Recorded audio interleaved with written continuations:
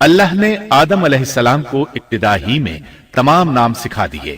مفسرین نے ان ناموں کے بارے میں بہت بحثیں ذکر کی ہیں۔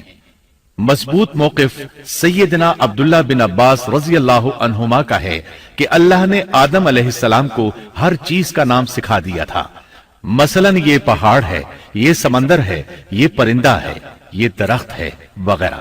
وہ آسمان اور زمین کی ہر چیز کا نام جانتے تھے۔ یہ علم کیسا تھا، انسان نے کس طرح ہر چیز کا نام پہچان لیا۔ یقیناً اللہ انسان میں یہ طاقت پیدا کر سکتا ہے کہ وہ ہر علم کا احاطہ کر سکے۔ اللہ نے آدم علیہ السلام کو ہر چیز کا نام اور اس کی صنعت اور کام بھی معلوم کرا دیا۔ آگ، لوہے، لکڑی، غرض ہر چیز کا نام اور استعمال ذہن میں ڈال دیا۔ وہ کس قدر عظیم علم سے بہرور ہوئے، سبحان اللہ۔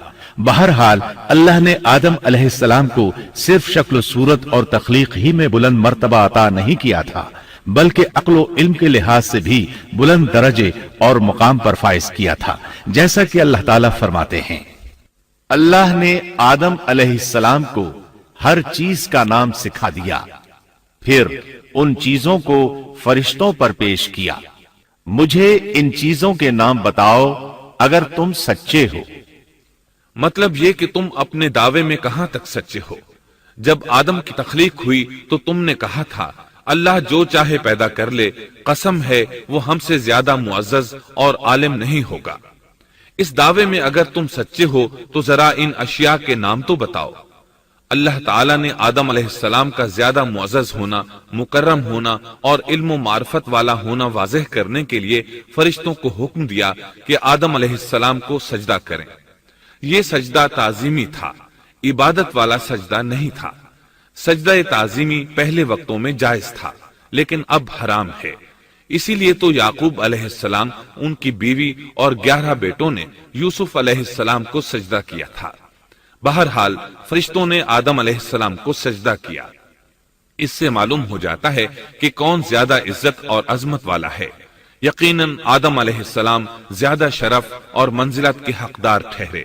جب اللہ تعالیٰ نے ان کی عزت، تکریم اور تعظیم ثابت فرما دی، تب علم و معرفت میں ان کی برتری ثابت کرنے کے لیے فرمایا اگر تم اپنے قول میں سچے ہو تو ان چیزوں کے نام بتاؤ۔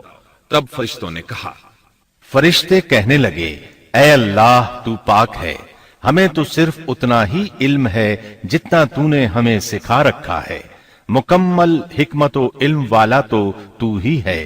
اللہ تعالیٰ نے آدم علیہ السلام سے فرمایا، اے آدم تم ان فرشتوں کو ان چیزوں کے نام بتاؤ۔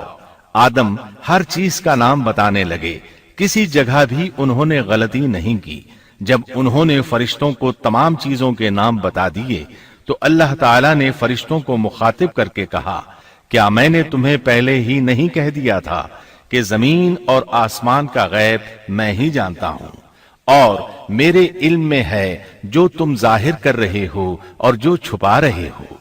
یہاں ذہن میں سوال ابھرتا ہے کہ فرشتے کیا چھپا رہے تھے؟